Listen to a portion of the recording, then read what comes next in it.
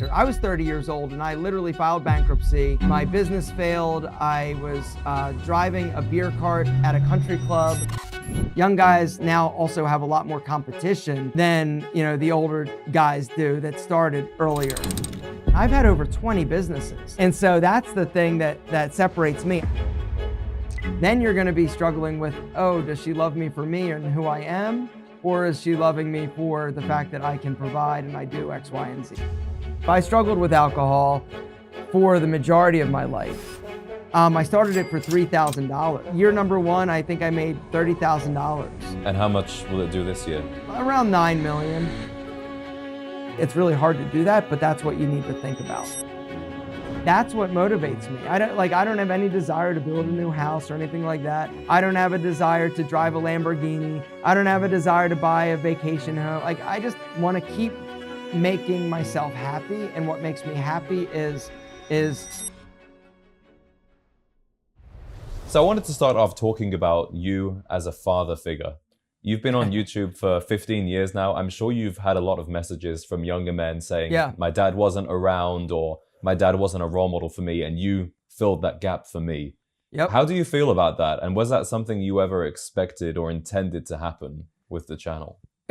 No, I didn't know when I intended. There was no intent when I started the channel. It was just, this was back in 2008. So it literally was just, I think YouTube started in 2006. And so I was very, I was the first person on YouTube talking about, style and grooming, and, my channel and my message and everything with my content generation has evolved over the years. But no, I never set out to really, I didn't know what I was doing when I was starting. It was just like, hey, I've got a video camera, and let me start talking about men's style, because at the time my fitness center failed. And so I was always into style and clothing. And so I was like, you know what? I was trying to create an image consulting business. And so I thought, why not, just come on and talk about style and things that just regular guys are interested in maybe learning about. Not basically that, the only thing that was out there at the time was really GQ and Esquire magazine. And that was really, in terms of men's style, that's what was out there on the internet. And so I thought, maybe there's an opportunity for somebody to just talk about regular guy, clothing that they don't really care about, getting super dressed up or fancy clothes or labels. They just want to know, hey, what's gonna get me some action and make me look good. And so that was the goal. Then fast forward, over the years, I just kept putting out content, and it was interesting. But no, I get a lot of comments about guys that I actually it. Yeah, it was, I kind of am that father figure for a lot of these younger guys. Now they're older guys. But yeah, a lot of these young men came or that I meet even today were like, hey, I watched you when I was younger. You really helped me go through this time or this situation. And no, it's the best compliment I could possibly get. But it also was very scary when I realized it, because up until that point, it wasn't that I was a bad person or anything like that, but YouTube made me be a better person, and realizing that I did have the opportunity to really affect somebody in a bigger way than just, hey, I'm going to teach you how to tie a tie.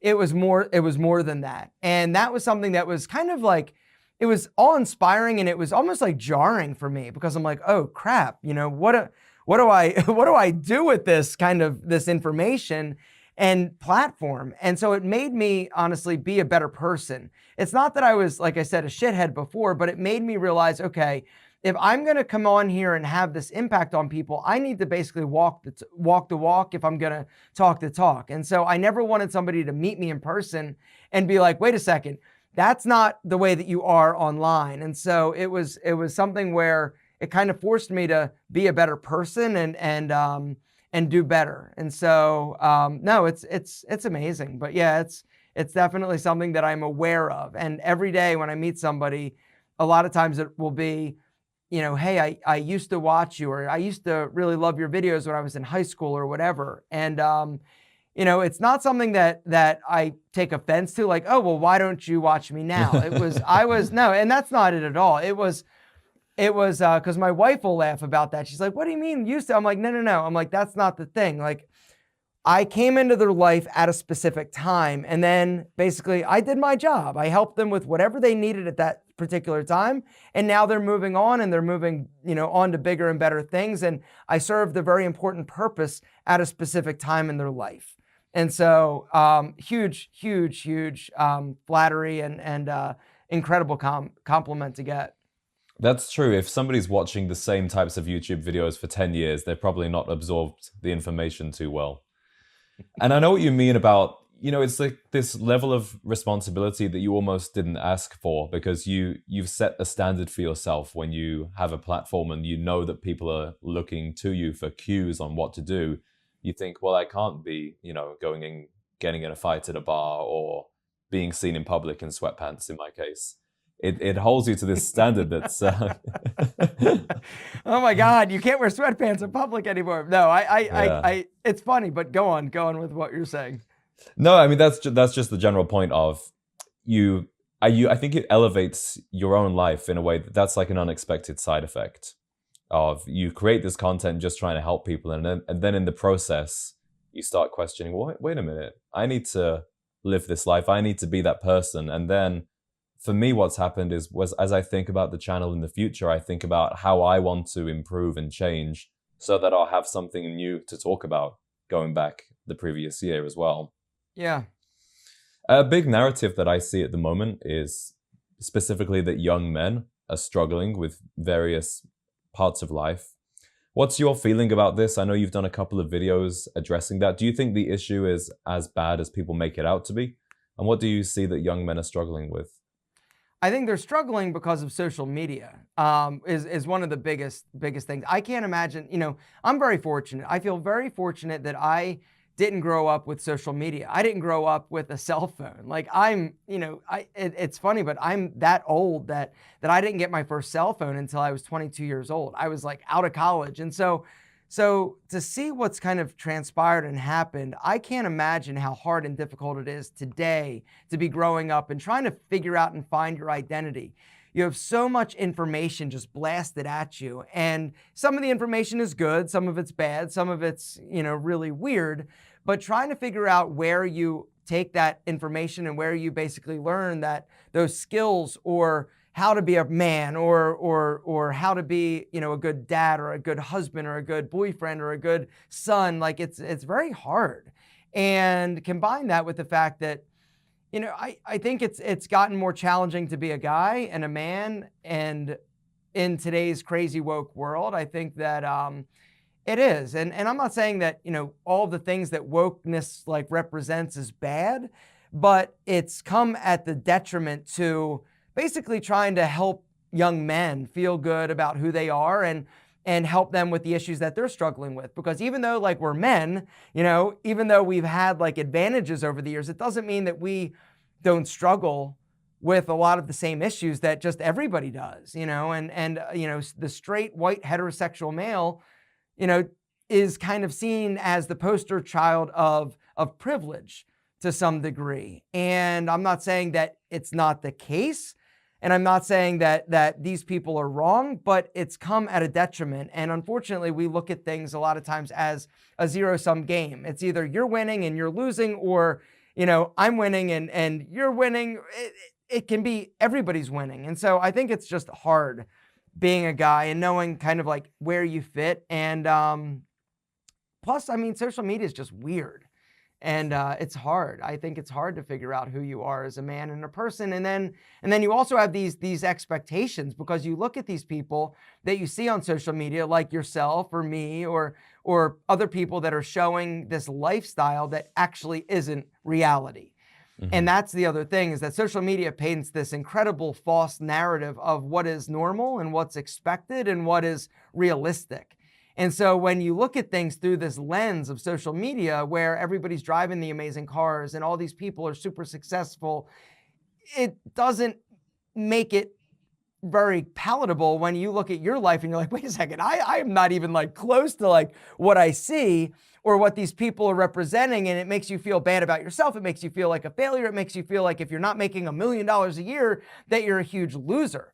And so that's a huge problem. And I think that's one of the biggest reasons why a lot of men feel insecure and why they struggle is what they're seeing and what they are connecting. They're basically looking at themselves and they realize that my life doesn't look like this.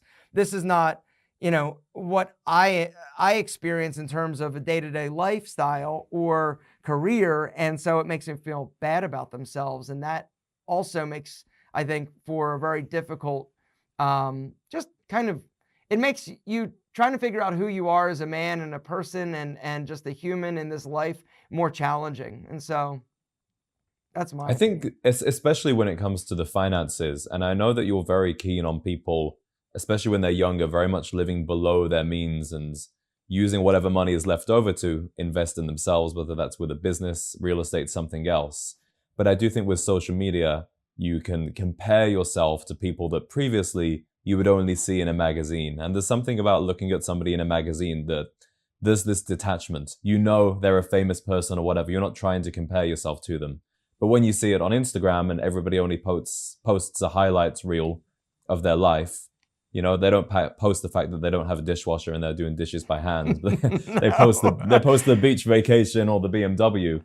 Then people compare themselves. I actually kind of have a different version of this that I experience, which is because I am part of Menfluential and I'm on YouTube, I compare myself to guys like you, Antonio, Raphael, especially like financially. And then I have to remember that I'm 26.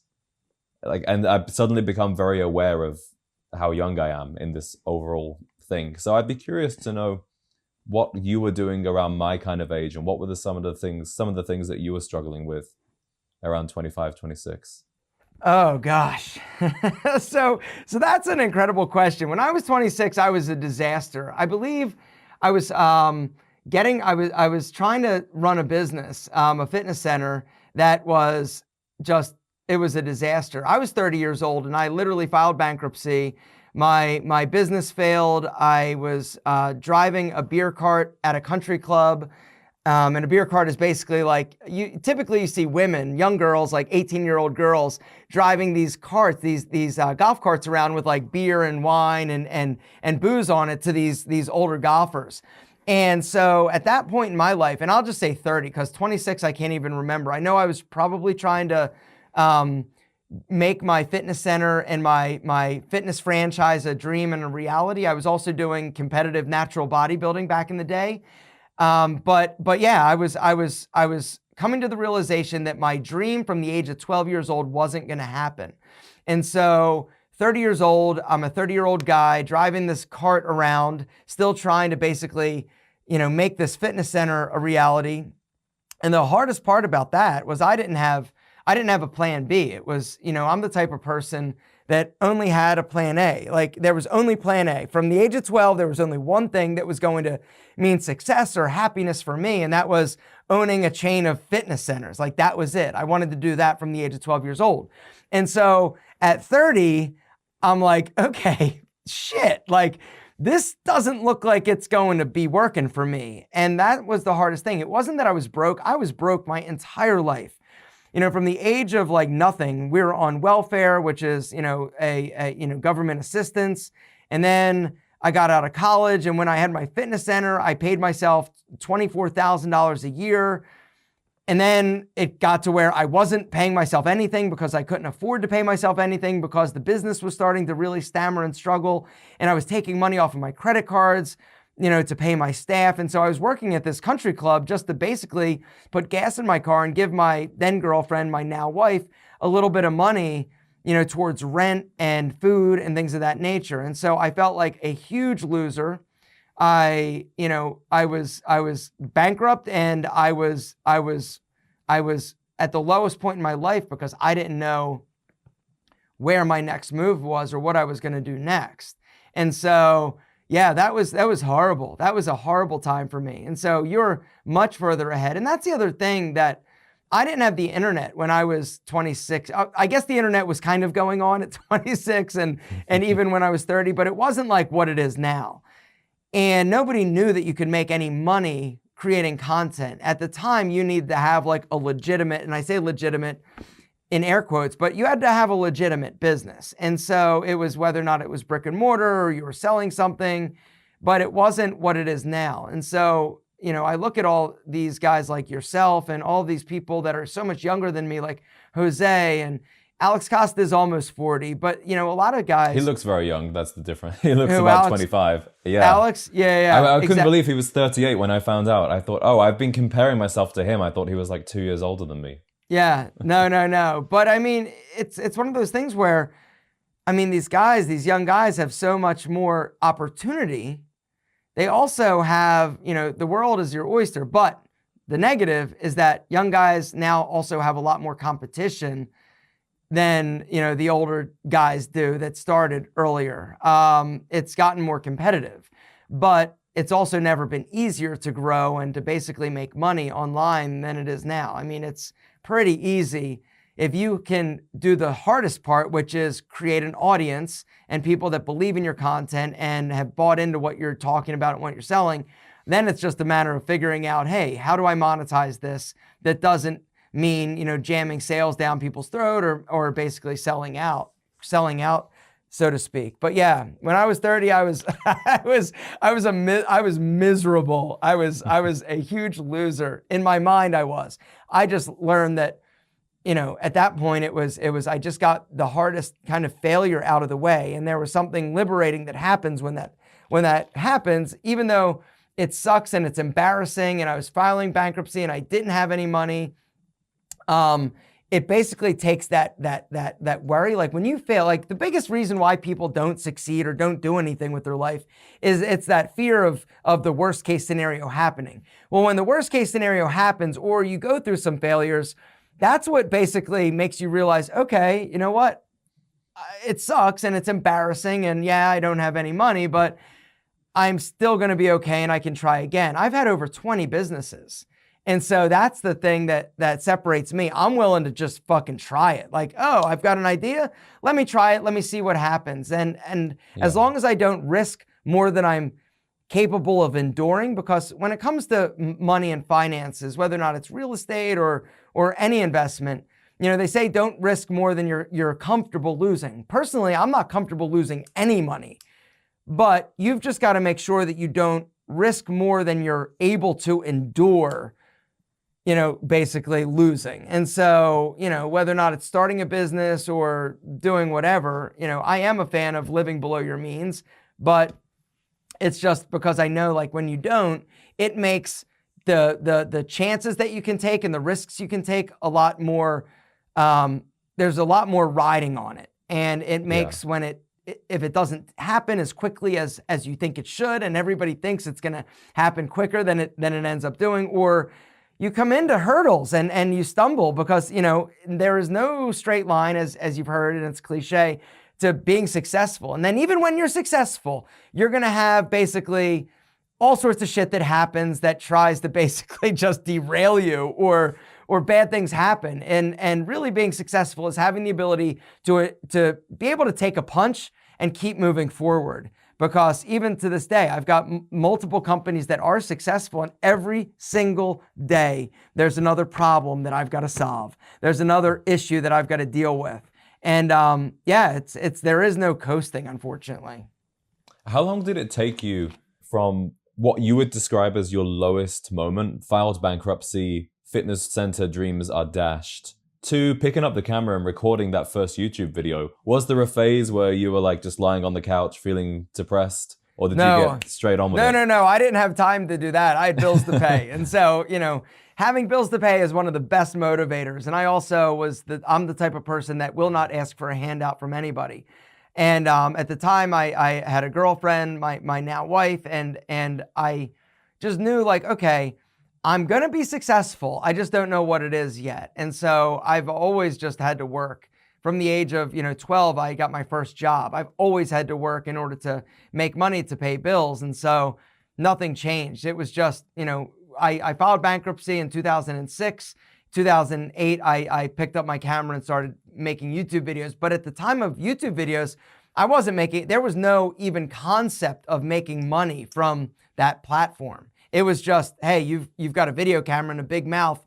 And at that point, it was cat videos and me talking about, men's style. And the first video I put out was that was really like specifically geared towards style was about how to dress if you're a bigger guy in terms of style tips. And so, yeah, it was just, I just kept doing it. It wasn't that I was that great at it. I sucked, but I just kept doing it because it was I think for me, I struggled a lot with feeling like I was, like I mattered because I grew up I had 2 abusive stepfathers and then, you know, going through the bankruptcy and I just never felt really good about myself. And then when I started posting YouTube videos, it was the first time where I really felt like I was validated and people cared about my opinion and I mattered. And so from there, I was hooked. I'm like, hey, I feel great, like seeing the comments and with guys like saying, hey, thanks, I really didn't know this and you really helped me. And so that was like my gateway drug. Yeah, the drug for me has been finding out that there are other guys who were interested in the same stuff as I was. Because when I started this, I felt like it was well, it is very niche, but I never imagined that, you know, even 100,000 people out there in the world would be interested, let alone want to subscribe. So for me, it's been the community aspect that is created. That's been like I don't want to say validation, but that's been the drug for me. That's just, you know, as you know, when you first start, first 3 months, 4 months, nobody's watching. But then slowly it picks up. And I know this is something, you know, if somebody's asking you for advice on a YouTube channel, you'd probably say, look, nobody's going to watch for a while. You're going to suck, but you will get through that period if you continue with it. Yeah. You mentioned your wife a couple of times, and I know that you decided together that you would keep her out of what you would do with YouTube. It wasn't together. It was it wasn't together. Oh, really? It was my decision. Okay. Yeah, it was my decision. One of the things that I see a lot discussed, we were talking about young men earlier, is the idea of marriage and when is the right age to be married. And I see 2 sides to this argument. There's the idea that you meet your wife maybe relatively young when you're not super successful and you can grow together. That's kind of the path that you ended up taking. The other argument, which I see particularly with more of a red pill philosophy, is that you need to build yourself up as a man. No woman is going to care about you until you're over 35, you've made $1 million, and you're a success. So what's your opinion on that dichotomy? I think I understand both. I think that I am a fan of not getting married too early because you change so much, you know, through your 20s. I personally feel like a man shouldn't get married until he is in his 30s. And even when you're 30, you're going to grow and you're going to change, and it's hard. And the other thing is marriage is hard. You know, the 2 things that people argue about the most when it comes to marriage is children and money. And so if you can, you know, have a job, have a career, that's great. I think that makes it a little bit easier to some degree, as opposed to just struggling. I mean, struggling sucks regardless of if you're married or not. But if you don't have any money, if you're married and you know the bills are due, and that's going to add a tremendous amount of strain to your relationship that you probably won't survive.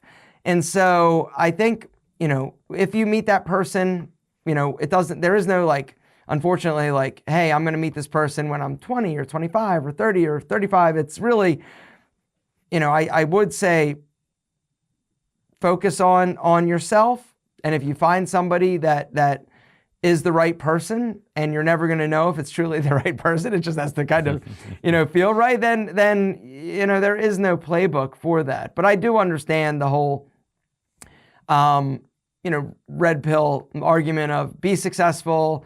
And when you are, you know, you're going to have more opportunities and more, but, you know, then you're going to be struggling with, oh, does she love me for me and who I am? Or is she loving me for the fact that I can provide and I do X, Y, and Z? I don't know. And so I feel very fortunate that I met my wife when I did, and that she was very much more successful than I was financially when we met. I mean, she was making like $100,000 a year, and I'm literally making $24,000. And so she was, you know, successful. And so was that hard for you? Would you say emotionally? Yeah. Oh yeah. And then, you know, failing and going through the bankruptcy and her still, you know, loving me and supporting me and believing in me, obviously is a big deal. So, I mean, we've been together for over 20 years. And so, Yeah, it's awesome. And so, and that's the other thing. Something else I will say though is about success in marriage is that I would not be as successful as I am today if I wasn't married. And the reason is because I know me, and I know that when I was, single and I was internet dating and doing that whole thing, and internet dating and sex looked a lot different back then than it does now, 20 years ago. But one of the things that happens when you meet that person, right? A lot of your brain power and focus when you're a young man and you're single is, even though you may not, admit it or whatever, most guys are thinking about dating or thinking about girls or thinking about, sex or porn or whatever. But when that part of your brain is taken like out of the equation because you've got it and you don't have to worry about it, you don't have to think about it, you can focus basically like 100% on the things that are going to move the needle professionally. And that's something that I learned. It's if I was worried about dating or going out and trying to, get laid and all that, there was no chance that I would have been able to focus and really dedicate myself the way that I have been able to my businesses, my career, and all the things that have led to me being financially stable. Yeah, I can totally appreciate that. I was talking about this with my dad, and he said, I'm single right now. I came out of a relationship in January. And he said to me, well, I don't think you would really have time for a girlfriend because you work so much, you enjoy this. Like, you wouldn't have time for her. And I said, well, actually, I feel like I probably spend equal amounts of time, if not more, just, on the dating market. Because even something like a dating app, it's such a distraction. You have the notification, then you message the girl. And even when you're not on the app, you're thinking, oh, maybe I'll message her this next. Or I wonder if we want to go out on Friday. You're thinking about it. It takes up so much mental energy for guys. But do you feel like it's been difficult for you to talk about dating because you've been out of that lifestyle for so long? Do I think it's still relevant in today's world, the fact that I'm a married guy? I think that a lot of the things that I talk about when it comes to dating are more timeless, and just it's male and female nature, as opposed to hey, this is the best app to get action and message her this in order to get her to respond. I mean, I think that when it comes to dating, it's more about just being a gentleman, not sleeping around. I think that one of the things that I am sad about is that sex has become such a non-thing. Like it's become so laissez-faire, and everybody's just like screwing everybody, and it's become such like a not a big deal. And I still am of the mindset of it is a big deal, and the potential ramifications for making a bad decision just because you want to get laid, I think is very, very, very, very tricky, and it's potentially life altering. And so in college, I also was a peer educator, where I went to college for business management, and I had a minor in marketing, but I also had a minor in what is called community health promotion. So I would go around and talk about different social issues of the day, like date rape, sexually transmitted diseases, and things of that nature. And so I have a background in sort of sex and kind of some of the negative consequences that come along. And so for me, I just still feel it's like an important thing. And so I wish more people took it more seriously, and it wasn't so, with the amount of porn that's out there, the amount of like guys on social media just talking about, and making it seem like it's no big deal. I still believe that it is a big deal. And so, no, maybe it is hard for me to talk about, but it's hard to talk about in the context of I'm not out there doing it. And so I can't tell you kind of like my experiences now. And I also don't have the same tools and access to sex like you guys do now, because, there were never apps like Tinder or any of these other, kind of, hey, let's just hook up apps when I was growing up. When I was internet dating, it was still seen as a little bit like sketchy and taboo, and you never wanted to admit that you met on a dating app. Now, everybody, it's like, it's weird if you don't meet on a dating app. Wait, you met at a bar, you met at the grocery store, you met somebody at work? Like, that's weird now, when that was the only way that you really did it back then. I also worry that meeting at work is almost like a taboo thing now. so many relationships. My mom and dad met at work, and the way that they met would be a firing offense probably if it happened in today's world. So for young guys who are, if they're not working from home and they're actually in an office, then they might be too afraid to make a move or express interest in a woman. And then, what do you have left? You have the dating apps, you have going to bars. That's becoming less popular with people. But still, I find that I'd rather just go out with my friends, have a good time anyway. And if you happen to meet somebody along the way, then that's great. But I've never been one of those people who likes to go out specifically. Are you whoring around on the apps, James? I'm on Bumble right now. I don't know. I know what Bumble is, but I'm on one of them. Yeah, okay. I go on and off it. I go on and off it. How many dates a week or month do you go on? I'd say 1 or 2 a month right now. Okay. Yeah, maybe 2 a month. I had a phase when I first moved to Chicago, I'd go on 1 a week, but it was just exhausting. And expensive. Oh yeah, exactly. Yeah. And I'm assuming because you're a gentleman, you probably do pay, absolutely. Right? Yep. Absolutely, I do, yeah. I had 2 jobs at that time, though, so that was okay. And I like dinner. I'm kind of old-fashioned. I always think with a date, you should do whatever you actually want to do. Like if you prefer coffee, you feel like you get to know somebody better in that environment, do coffee. But I'll go for dinner with my friends, That's what I like to do. So if it's a date, then yeah, I'll kind of like doing that. One thing that does save money though is I stopped drinking recently. And I wanted to talk to you about alcohol because I know that's not something that's really in your life anymore. So it is. I mean, okay, when I say that, it was really in my life. I struggled with alcohol for the majority of my life. And then I basically got it together and now I can handle it responsibly. And so I enjoy wine when on Friday and Saturday evenings when I go out with my wife or I'm at home, like we have wine, but I don't get drunk. Yes. Yeah. How long did it take for you to readjust your relationship with alcohol? Did you have to just go without it for a while and then dip your toes back into it? Yeah, for me it was, I had a lot of issues from my childhood that I never dealt with.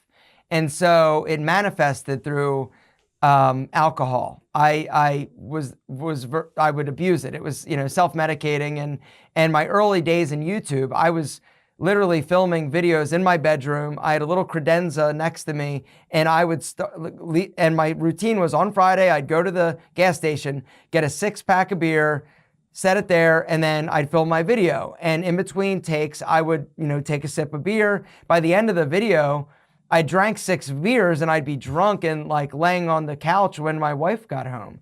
And so I ended up, and I didn't even acknowledge that I had a problem back then. I ended up quitting drinking because it was such a trigger because I was a smokeless tobacco user. I would dip for 2 cans a day.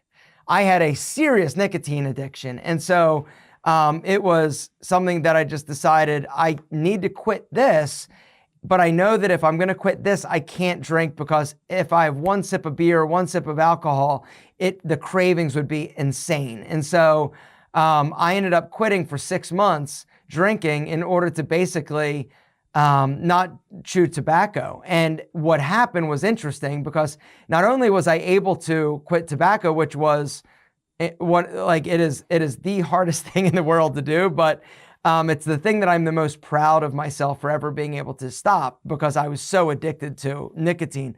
But what happened was, it wasn't the nicotine, it was the not drinking. All of a sudden, I felt better and everything got better in my life. Every single aspect of my life got better because I wasn't drinking. I wasn't making the bad decisions. I wasn't, just being an asshole and doing the stupid shit that I was doing when I was drinking. And so that was like, wow, this is incredible. And so 6 months of not drinking, and then I started dipping my toe back in and I watched the series Mad Men. And so it was Mad Men that I'm like, I don't know what they're drinking. I was never a whiskey drinker before, but I was always just a beer drinker. And so I was like, oh, I want to try whiskey. And so I started learning about whiskey and bourbon and the different, Scotch and these different, whiskeys. And so that was good, but then I kind of lost the taste for that. And then it just really was about wine. But yeah, it was always in control I I didn't abuse it anymore. And I also, at the time, I think I found kind of like who I was, and also I felt better in my own skin, and I became more comfortable in my own skin. And so it was during that time that I really kind of found myself. And when I wasn't feeling the need to basically beat myself up, or I actually realized that I like myself, and I, am a good person, and I'm being successful, and I'm finding success. And so it was during that time that kind of everything started to change for me. And so I knew that, okay, if I go back to that, this isn't going to continue. And so it just felt really good to finally feel good about yourself and be proud of yourself, for me. Right. So you could drink just for the flavor and the enjoyment rather than for any kind of feeling that you were trying to cover up. Yeah, exactly. I wasn't trying to basically mask some deep, dark childhood trauma, or the fact that all my business was failing. I mean, that was during the time when my business was failing, and I was filing bankruptcy, and I was drinking a lot because I was so unhappy with my life and who I was. It's funny how as men, and I think specifically more than women, we seem to gravitate toward vices that make our problems worse. Like we're feeling, okay, our business is failing, we're going to drink, which makes it way more hard to come up with a good idea or fix your business. A guy is having a hard time dating, he goes down the pornography rabbit hole, gets addicted to that, which makes it way harder to meet women and to be a more attractive person. It's funny how we self-sabotage in that way. Oh, absolutely. I agree. I just noticed for me, I couldn't be hungover anymore. I couldn't live with those days in my life. I love doing this so much. But when I'm hungover, even if I've only had like a relatively small amount to drink, I just get so anxious and I feel so ill that it's like I don't want to be alive. And also, like you, I'm happy with where I am. I like myself. I don't like myself that much when I drink, actually. That version of me does much dumber things and makes much worse decisions that future me has to deal with. So exactly. It's been a good thing for me to just remove. But, like you, I enjoy a whiskey. I enjoy the culture around alcohol, of pairing with a food, learning about the history. So there's a possibility that I would like to readjust my relationship with it and revisit in the future. Yeah, I think that's it. It's about, you can enjoy, like a lot of people enjoy alcohol responsibly, and it's absolutely not a problem with their life, and so, yeah, it's about figuring out who you are and readjusting. But until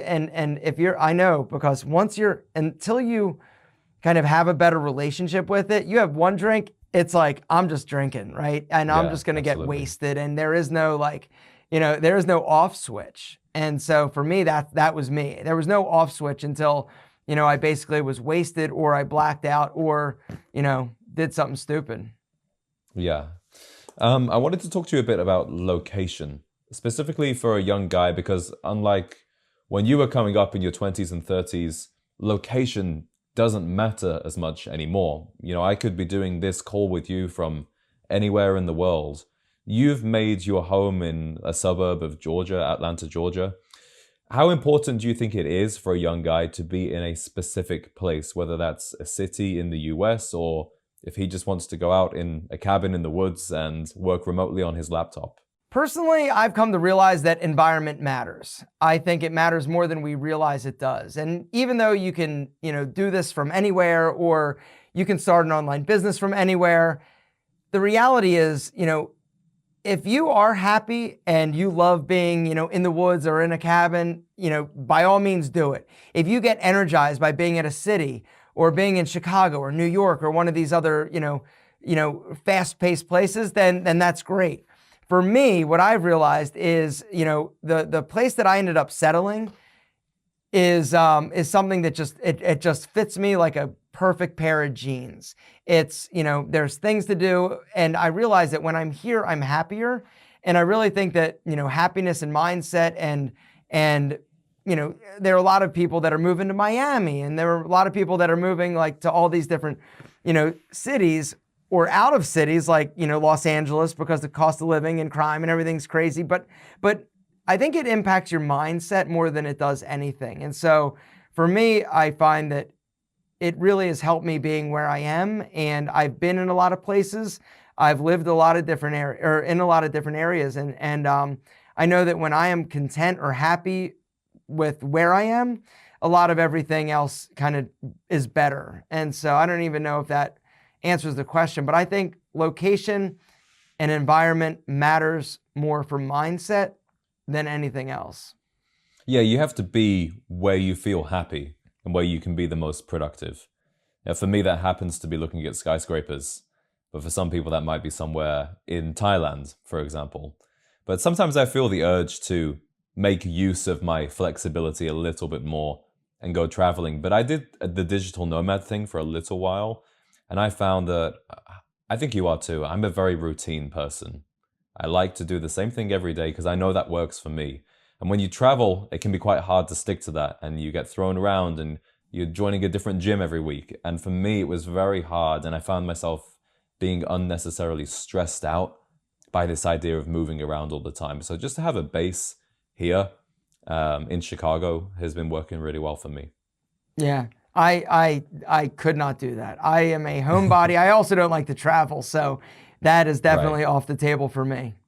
I think when I'm older, my dream is to have a farmhouse with 5 children in rural Alabama or somewhere like that. But for this phase of my life, that's random. I was born there. Oh, were you? Yeah. Alabama. What part of Alabama? Decatur. Okay. In the north. Yeah, my dad went to University of Alabama in Huntsville. So and then moved. That's how I and can then live moved. here. Yeah, okay. That's how I can live here. Yeah, exactly.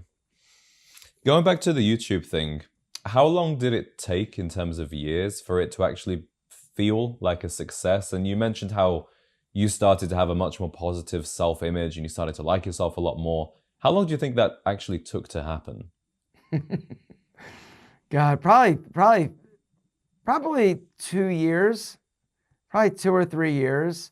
I started, once again, I started making videos and then I started trying, different businesses. I did something called the AlphaM style system and I went on Shark Tank for that. That didn't work out very well. Then I, started a membership website. So it was really just, it was doing the videos, getting the feedback. It took a few years to do that, to really get comfortable with that. And then it became something where it's like, okay, how do I make money? How do I make this a full-time career in business? And so I even did the male style guide, which was a downloadable PDF. And I just found that I really didn't love doing information products.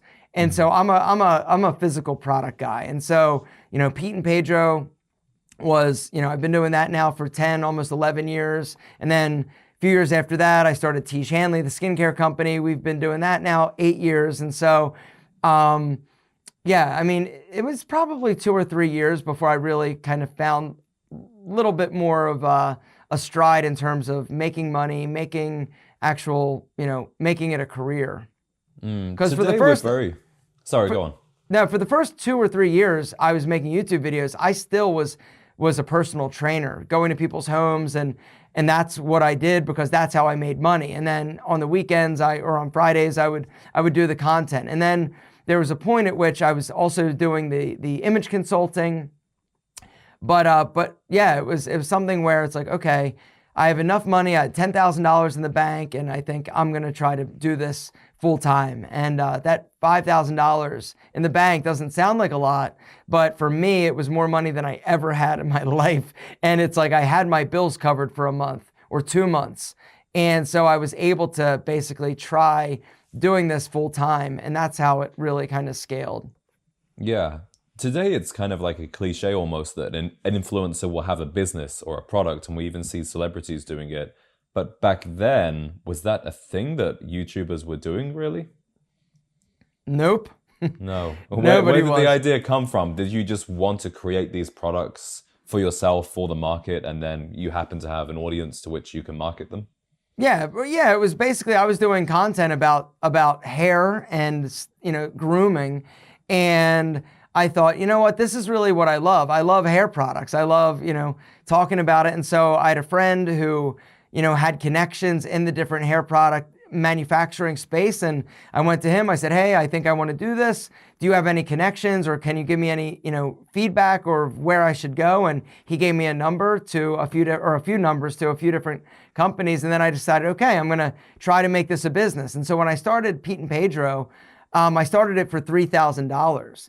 And that was my opening inventory. That was, the website. That was everything, my packaging, my shipping label maker. And yeah, so I was able to I ordered I think it was 5 units, 96 units of each product. And at the time it was a white label product. So I didn't have to spend a lot of money in order to basically, invest or risk a lot. And let me just see if this takes off. And year number 1, I think I made $30,000.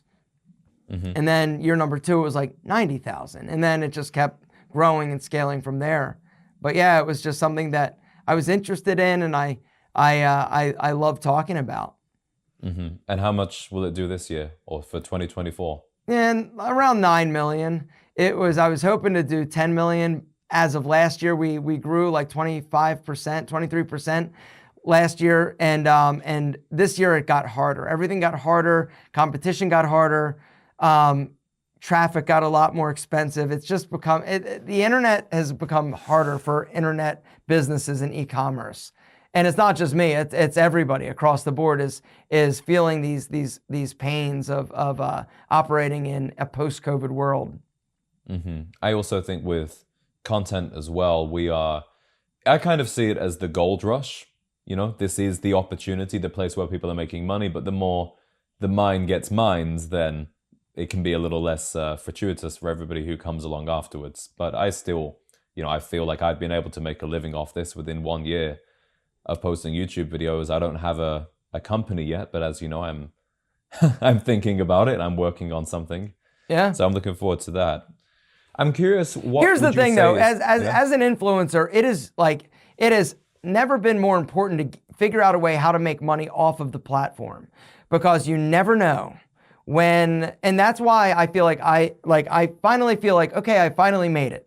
I've got 2 businesses that don't require me to come on to YouTube to promote the product in order to sell it. That's what happens when you begin. You start promoting a product, but if you're relying on your audience to always be the reason why you're making money, it is inevitable that is going to go away at some point. Whether or not, something bad happens, like you get kicked off of YouTube or you lose your voice, like anything. But figuring out a way how to start a business, or I should say, how to create a business that is going to be successful long-term without you being the face of it. And so that's kind of that's the $1 million question that people need to figure out. At first, it's going to be you. At first, it's going to be your brand, your business. But figuring out how to grow it past you and your sphere of influence is really where the magic happens, and where the hard work is. It's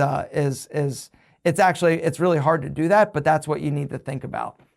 Yeah, when I was thinking about, because I'm kind of like you, I'm just a creative person. Like coming up with a business, coming up with a product, and having that vision in your head is very exciting, right? So I was thinking about, ideally, if I could just sell anything I wanted, not have to worry about it, what would I sell? And I thought, well, maybe I'd do neckties. I wear ties a lot. But then again, what do I have to offer the tie marketplace other than the fact that I have Gent Z? And the answer is nothing, really, because there are so many great tie companies out there already. I'm not trying to reinvent the wheel. So it became more of a question of, what do I wish existed or does exist, but it's not very good, that I think could be done better? And other people will agree, but not necessarily with me pushing it to them. It's just the product has to be good in of itself, rather than it's just you slapped your name on it. Yep. Eventually. At first, I suppose it works. You can just endorse something and create the branding around you. But for longevity, that's definitely what I'm thinking about. Yeah, it's about building a brand. And if the brand is built around a person, it's unscalable, right? Because that's the whole thing. It's how do you figure out how to scale a business? You'll be able to start a business, promote it, however way you do to your audience, your email list, TikTok videos or Instagram, and you're going to be able to get it to a certain point. But past that point is where it's like, okay, you're going to be able to get it to here, and then how do you grow it past there? Tiege Hanley was $8 million. I personally got Tiege Hanley to $8 million in 3 years. And that was me. That was me promoting it. We spent zero pretty much on outside marketing. But at that point, then it's like, okay, we're not growing and we're not outpacing the churn of new customers and old customers. And so in order to grow past this 8 million, you've got to figure it out. The other problem is that if you ever want to sell your business, nobody's going to buy a business that is based solely on one person or you are the business. Because if you get, as Kevin O'Leary on Shark Tank always says, what happens if you get hit by a bus? Then the business is gone. You've got no marketing bandwidth or breadth, and you're done, you're dead, because it's relying solely on you. And so the sooner you can get it off of your back and rely on paid advertising, whether or not it's utilizing other influencers, utilizing Amazon marketing, or Facebook advertising or Google AdWords or whatever it is, you've got to figure out a way how to grow your brand past you and your identity and your marketing. And that's where the magic, and it's hard, but that's what you as an entrepreneur need to really think about. If you are going to be going down the, I am an influencer, I'm going to make this my living, and I'm going to create a business based off of me and my sphere of influence. At some point, you become non-effective. Was it hard for you, and I know we have to wrap up in a minute, so I won't go on too long, but was it hard for you to let go of some elements of control with regards to YouTube or your businesses? Because it took me a long time, well, relatively, to start using an editor. And now that I started using editors, I go, oh gosh, I have so much more time now to focus on other stuff. And I'm looking at what else I can delegate. But I think when it's a creative act, like a YouTube video, it can be hard to relinquish that control and just trust somebody to do their job. Was that something you struggled with? And what were some of the first things that you began letting go of to buy back some of your time? I have not done, I still edit my own videos. Oh, really? I've been doing this in 2008. I still will do the first edit, and then I'll send it to somebody to do B-roll and stuff like that. Then because I'm just not good at that. Or I should say, I just don't want to learn. My biggest thing in terms of control release was in hiring people for my businesses, specifically like Pete and Pedro. I was a control freak, but I also didn't do a lot of things that I needed to do. I was really bad at leading that company and that business. And then I brought a marketing director in, Mike Levy, who basically allowed me to do what I do better, but then they were bringing a lot more structure. And it's interesting because a lot of people say, oh, when you brought Mike in, did it free up a lot of time? And the answer is no, it actually gave me more work, because now I was having to do things that I wasn't doing before. But once again, it's about how do we grow this business past just you coming on, doing a video twice a month, talking about hair putty. And so, things that have bought back my time, hiring him, he has allowed me to grow the business and make it more successful. I do what there's certain things that for me, I still just enjoy doing. And so, I still enjoy editing my videos and putting it together.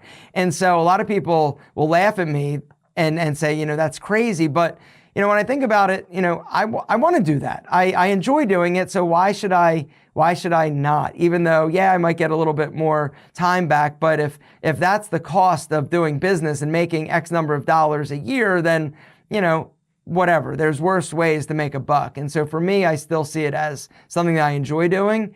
And, so I still do it. Mm-hmm. Absolutely. And there are things that why delegate if you enjoy it? I get emails all the time, I'm sure you do too, of people wanting to write scripts for you or something like that. And I go, that's the best part of it. Planning the video, the ideas, that's the bit I care about. That's the last thing I would want to delegate to somebody. A final question before we finish up. I do struggle to imagine what is your driving force right now, because you've achieved so much success. You've had so much impact on so many men. You've achieved so much personal, professional success. What is driving you and motivating you right now? And do you have any goals for the next few years that are at the top of your mind? Yes, I want to sell Tiege Hanley in 2 years. Okay. Maybe 3. That's goal number 1. not goal number one, but that is definitely a goal that I want to achieve. That is why we started the business, in order to grow a business that was attractive enough and successful enough that somebody bigger would basically take it off of our hands and grow it and scale it past where we've been able to do. And so that is definitely something that I want to do in the next 3 years. And then, I mean, I still enjoy what I do. And so that's kind of the thing, you know. Yeah, I could probably stop. I could stop working if I wanted to. But no, I still enjoy it. I'm an entrepreneur. I am a creative person. I just, like, what am I going to do? I'm going to go golf. I'm going to go, like, it's the fun of it. I mean, and once again, like, all of my businesses have struggles. Like, we struggle every day. And so it's figuring out how to do different things. And like, just yesterday, we filmed 2 really fun videos for Pete and Pedro. I was like, you know what? I need to start creating better top funnel videos. And so we had actors. I hired my buddy Christian to film it. And it was the most fun I've had in a really long time. And I'm excited to see how it does and what comes of it. But no, I just still love the process. And so that's what motivates me. I don't have any desire to build a new house or anything like that. I don't have a desire to drive a Lamborghini. I don't have a desire to buy a vacation home. Like, I just want to keep making myself happy. And what makes me happy is doing the stuff that I've been doing in terms of growing businesses.